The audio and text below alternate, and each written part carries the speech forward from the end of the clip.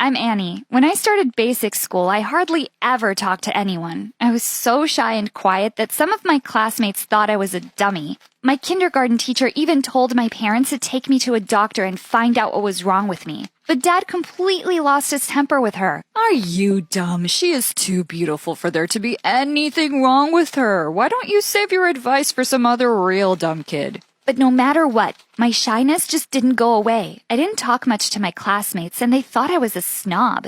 As if. Once when I was in the first grade, some of my classmates asked me to share my candy with them, but I just stared back at them and didn't reply. Who do you think you are, you dumb girl? I said give us candy. I didn't say a word and started walking away. They got angrier and circled me. Suddenly I opened my mouth and let out an ear-splitting scream. They were so shocked to actually hear my voice that they just stood there stupidly, and I managed to escape.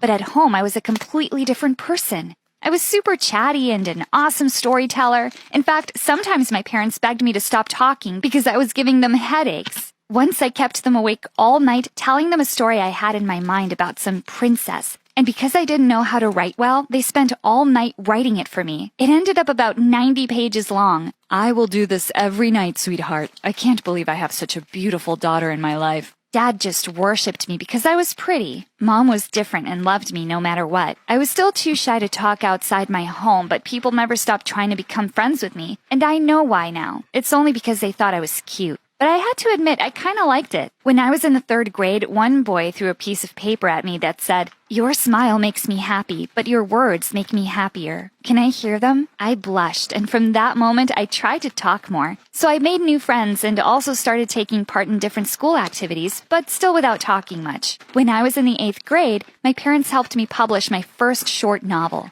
But it was a failure and people didn't like it. I got sad. Dad didn't take it well and sued the publishers, saying it was their fault. But of course he lost the case, and I decided to take a break from writing.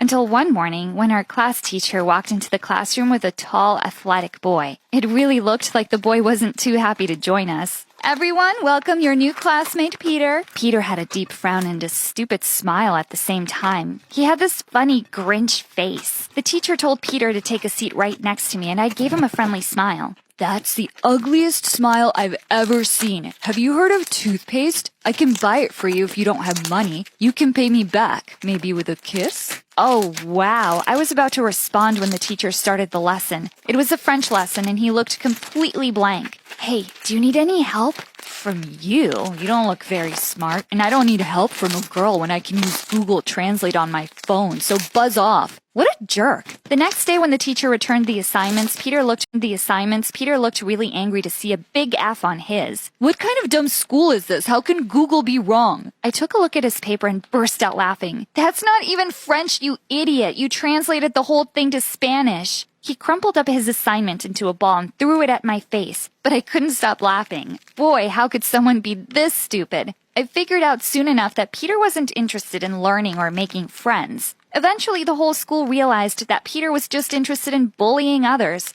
Sometimes he would snatch students' lunch and threaten to beat them if they reported him. I was one of those unlucky students. But after the third time he did it, I reported him to the principal, and he was put in detention. When Peter returned from detention, he looked straight into my eyes. "You are going to pay for this." "Well, you should know your limits. If you ever try to bother me again, I swear you will regret it, and I might even tell Dad." Aw, Daddy's daughter, look at me. I'm so scared. Oh, Mommy, hug me. Once he tried to knock my books out of my hands when suddenly a bunch of boys behind him came and said, "Dude, why are you being like this with a pretty girl like her?" "Wait, what? So if I wasn't pretty, that would be okay?" "Well, pretty girls deserve special treatment, you know? So now we're all here to stop him. You can't annoy pretty girls." "Well, thanks for your caring, but girls can defend themselves."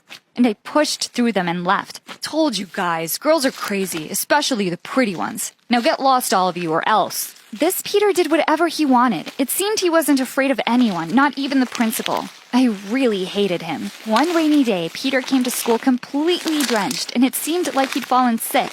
He was shivering nonstop, and the principal said he'd call his parents to take him home. But to everyone's surprise, Peter screamed, "No, I'm fine. I don't want to go home. Please let me stay." "You have to go home and rest." "No, I don't. I could run a marathon right now. Just some water and I'll be good to go." With that, he picked up the glass with his trembling hands and suddenly dropped it all over my assignment. Later at recess, I found him huddled on the bleachers and he was hugging a worn-out teddy bear. Dude, is that a stuffed toy? Don't insult Mr. Smith. Oh, he has a name? Is he like your little baby? Is he adopted or did you give birth to him? Shut up. Can't you leave me alone? You're sick and you need to go home. You look much prettier when you're quiet. Now stop acting like you care. Ugh, why do you have to be like this? I'm trying to be nice. Who asked you? Mind your own business. As soon as he was fine, he went right back to being the jerk he always was. I started writing about him in my notebook. Peter was such an interesting person for a villain. I couldn't believe that having someone as horrible as him in my life was actually making me want to get back to writing. One day when I was leaving the cafeteria, Peter blocked my way and demanded that I give him my lunch. We're not in kindergarten, idiot, and I ate it. And I'm not afraid of you. Now shoo. As I walked past him, he suddenly pulled at my bag and everything spilled out. A couple of boys immediately ran over to help, gathered my stuff, and left angrily. What an immature jerk. When I went home, I found out that my notebook was missing. I rushed straight to the locker the next morning and was going through all my stuff frantically when I heard Peter behind me. Looking for this? Give that back, you jerk. He threw it at me, giving me that stupid smile of his. Got what I needed. And with that, he walked away. I had no idea what he was up to, but I found out soon enough. Later that day, the whole school was gathered in the gym for a lecture on fire safety. As we stood waiting around for it to start, suddenly Peter jumped onto the stage and tapped the mic for everyone's attention. While we are all gathered here to talk about our safety in school, I just want to say, I don't feel safe at all. How can I when I have a stalker right here? Oh, no. Just then the large screen behind him flickered and images from my notebook showed up. As the sketches and the things I'd written about him flashed on the screen, I wanted to disappear. And it's none other than the girl everyone adores, Annie. She's obsessed with me. Guess just 'cause you're pretty on the outside doesn't mean you can't be a total creep inside. So everyone be careful. You might wake up someday to find yourself a villain in her novel. She's cuckoo. As everyone's eyes turned to me, I could feel panic rise in my chest. But it's okay, sweetie. I can still be your boyfriend. Want to hang out sometime? As I ran out of the gym, I turned around and said, "You're bad. I hate you." As I walked into the school the next day, my legs were trembling. I just stared down at my feet as I entered the classroom. The lesson started, and when the teacher asked me to read my essay out loud, I just looked down and shook my head. Just as everyone was leaving for the cafeteria, Peter hung back. Hey, Annie, are you okay? If this is about the gym thing, everyone knows it was just a harmless joke. I just stared at him silently with angry tears, and I threw my lunch at his face and walked out of the school. This time he didn't respond and looked a bit guilty. Peter didn't come to school the next few days. I don't know why, but I actually felt worried. One day he finally showed up. "Hey, I still don't like you, but I made sure to make notes for you when you came back. And no, girls aren't dumb. We can be emotional sometimes, and that's something we're proud of." Just then, to my shock, Peter broke down and started to cry. Annie, I'm really sorry. I don't know why I'm this way. I just act out because of things going on in my own life. Then he told me about his family, how his mother had passed away when he was 6 and he was left all by himself with his stepdad. He's mean and stupid and doesn't even take care of me.